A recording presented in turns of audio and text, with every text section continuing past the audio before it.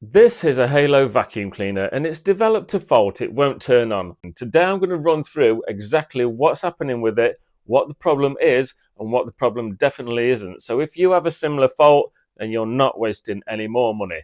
And then we'll get on to what we need to do next. And you might want to get yourself a stiff drink because this is everything I hate about modern manufacturing. So let's see what's going on. You press the power button and the red battery light comes on to say that it's flat. And then if you wait a second, it will start to flash. Now you put it on charge and everything lights up like it should.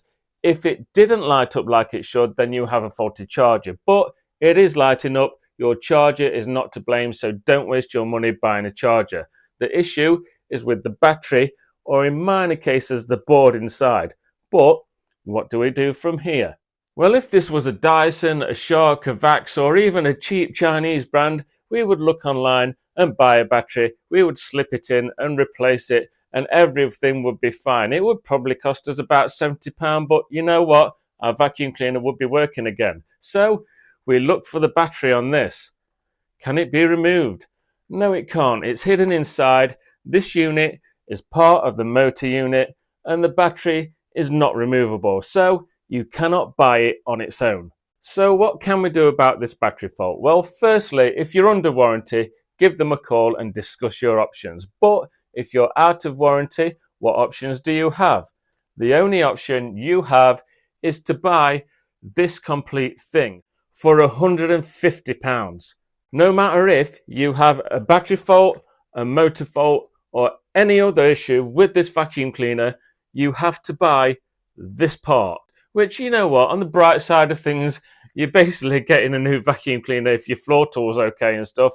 Oh, so that's great. But it does really, is that enough really? It really frustrates me.